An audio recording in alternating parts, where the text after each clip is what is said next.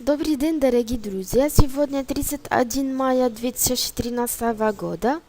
Курс евро-доллар значительно восстановился вчера, чтобы достичь ожидаемой цели, как мы уже упоминали раньше.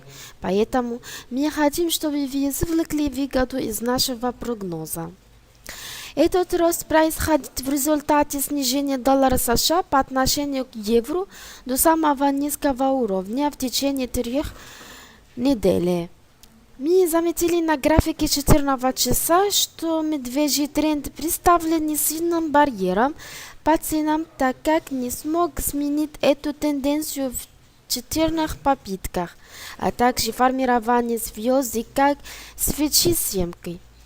Итак, сегодня мы ожидаем, что пара евро-доллар будет отступить в связи с выходом из торговцев после принятия некоторых прибылей на указанных уровнях, особенно что сегодня существует недельных и месячных закрытий.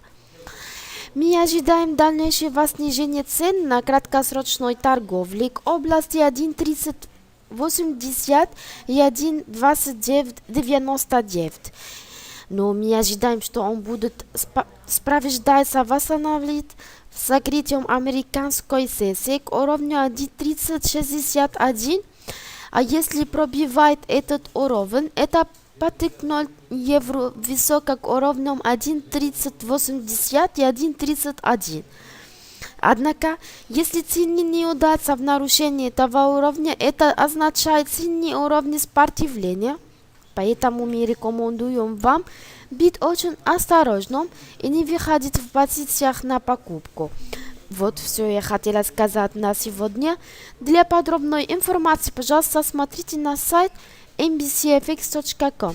Желаем вам прибыльных торгов на рынке Форекс. Огромное спасибо за внимание и до свидания.